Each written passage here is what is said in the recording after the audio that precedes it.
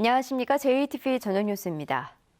절기상 대서인 오늘 전북은 익산 여산이 올 들어 가장 높은 36.5도까지 오른 것을 비롯해 완주 35.9도, 전주 34도 등을 기록했습니다. 전주와 익산, 완주는 폭염경보가, 군산과 정읍, 김제 등 6개 시군에는 폭염주의보가 사흘째 이어졌습니다. 주말인 내일도 대체로 맑고 덥겠습니다. 낮 최고 기온은 31도에서 34도로 오늘보다 조금 낮겠습니다. 일요일도 낮 기온이 33도까지 오를 것으로 보입니다. 전주기상지청은 당분간 비 소식 없이 낮 기온이 30도를 웃도는 더위가 이어지겠고 열대야가 나타날 가능성이 높을 것으로 내다봤습니다. 삼성의 새만금 투자 무산의 진상을 따지고 새만금과 관련된 MOU를 조사하기 위한 전북도의회 특별위원회 구성이 무산됐습니다. 전북도의회는 상임위인 운영위원회에서 소위원회를 구성하거나 행정사무감사를 실시해 새만금 MOU 의혹을 해소하는 게 적절하다며 조사특위 구성안을 부결시켰습니다. 이는 삼성 MOU 조사특위를 구성하더라도 전북도의회가 국무총리실이나 삼성을 증인으로 부르기가 쉽지 않은 현실을 고려한 것으로 해석됩니다. 그러나 당초 조사특위를 구성해 삼성투자의 문제점을 따지겠다던 전북도의회가 스스로 조사특위를 무산시켜 너무 무기력하다는 비판이 커질 것으로 보입니다.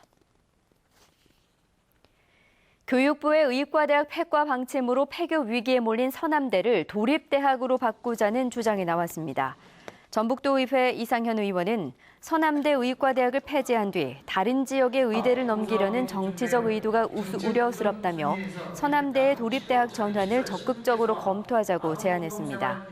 이상현 도의원은 강원과 충북, 경북 등 8곳에 도립대학이 있는 만큼 전라북도가 서남대를 도립대학으로 바꾸면 관광과 예술, 스포츠 분야의 실무 교육으로 유학생을 유치할 수 있다고 말했습니다. 주일 미군에 배치된 패트리엇 요격 미사일 포대가 훈련차 군산 미 공군기지에 배치됐습니다. 주한미군은 주일 미군에 배치된 패트리엇 미사일 1개 포대가 지난 13일 부산행을 통해 한국에 도착해 군산에서 한국군과 훈련하고 있다고 밝혔습니다. 주한미군은 이번 배치가 유사시 주일미군 방공전력을 신속하게 투입하기 위한 훈련의 일환이라며 2주로 예정된 훈련을 마치면 다시 일본으로 돌아간다고 전했습니다. 외국 투자기업뿐만 아니라 국내 기업도 새만금의 임대용지를 최대 100년 동안 사용하는 새만금 특별법 개정안이 발의됐습니다. 새누리당 정운천 의원은 새만금의 활성화를 위해 국내 기업에게도 혜택을 주는 쪽으로 특별법 개정안을 발의했다며 더민주 이춘석 의원과 국민의당 김관영 의원도 개정안에 공동 발의했다고 밝혔습니다. 개정안은 또 새만금 도시계획의 특별건축구역 지정 권한을 국토부 장관에서 새만금 개발청장으로 바꾸고 건폐율과 용적률을 법정한 뒤에 1.5배까지 완화하는 특례도 포함했습니다.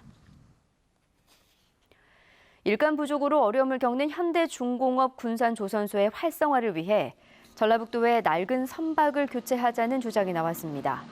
전북도의회 최인정 의원은 전라북도의 정화선과 운반선 그리고 어업지도선이 1993년 이전에 건조돼 매년 수리비로만 1억 5천만 원이 쓰인다며 이번 기회에 28억 원가량을 들여 오래된 정화선과 운반선 등을 교체하면 현대중공업 군산조선소의 활성화에도 큰 도움이 될 것이라고 밝혔습니다.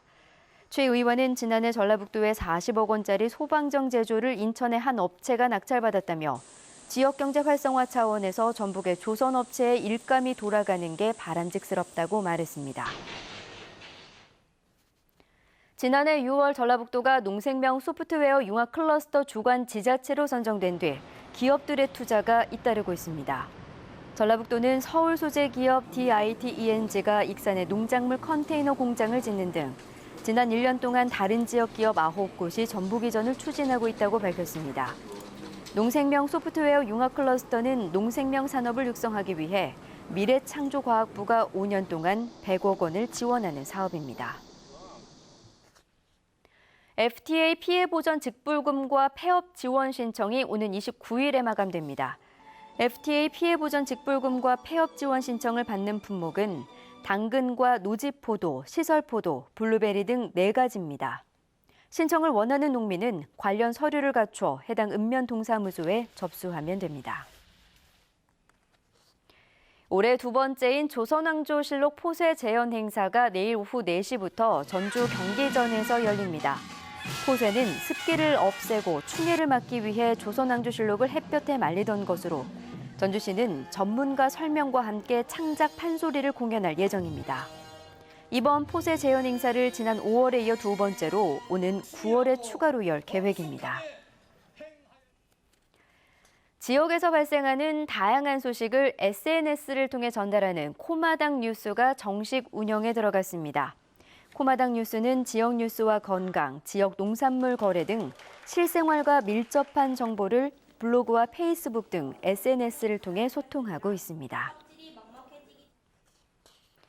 전주지법 제1형사부는 공무원들에게 음식물을 제공했다가 선거법 위반 혐의로 기소된 임실군 의회 김모 의원에 대해 의원직 상실에 해당하는 벌금 100만 원을 선고했습니다. 김 의원은 지난해 11월 자신의 집에 신민 임실군수 등 임실군 공무원과 의원 등 30명을 초대해 돼지 2마리를 잡아 음식을 대접한 혐의로 기소됐습니다. 김 의원은 선거와 관계없이 의례적으로 식사를 대접했을 뿐이라며 즉각 항소하겠다고 밝혔습니다. 전주 완산경찰서는 같은 아파트 주민에게 흉기를 휘둘러 숨지게 한 혐의로 27살 송모 씨를 붙잡아 조사하고 있습니다. 송 씨는 오늘 오전 8시 20분쯤 전주시 완산구 한 아파트에서 평소 버릇이 없다는 이유로 26살 김모 씨에게 흉기를 휘둘러 숨지게 한 혐의입니다. 마을에 출몰한 멧돼지를 잡는 과정에서 마을 주민이 산탄에 맞아 다쳤습니다. 완주경찰서에 따르면 오늘 오전 7시 15분쯤 완주군 운주면의 한 마을에서 멧돼지 잡는 것을 구경하던 주민 64살 박모 씨가 엽사가 쏜 산탄에 맞아 어깨를 다쳤습니다. 경찰은 주민들을 상대로 정확한 사고 경위를 조사하고 있습니다. 잠시 뒤 방송될 JTBC 8시 뉴스 예고입니다. 오늘은 1년 중 가장 무덥다는 대서입니다. 사흘째 폭염특보가 이어진 가운데 익산 여산은 올 들어 가장 높은 36.5도까지 올랐습니다. 당분간 더위는 물론 열대야가 예상돼 건강관리에 주의가 필요합니다. 철도와 고속도로에 둘러싸여 소음과 분진 피해에 시달리는 마을에 또 고속도로가 지나갈 예정입니다. 주민들은 피해가 너무 크다며 집단 이주 대책을 요구하고 나섰습니다. 군산시 의원이 이장 선발 과정에 개입했다는 의혹이 제기되면서 진상조사 요구가 잇따르고 있습니다. 그러나 군산시 의회는 조사에 나서지 않아 제 식구 감싸기라는 비판이 일고 있습니다. 지금은 자취를 감췄지만 전주는 1970년대까지만 해도 종이우산의 생산지로 유명했습니다. 전통 종이우산을 볼 수 있는 특별한 전시회가 열렸습니다.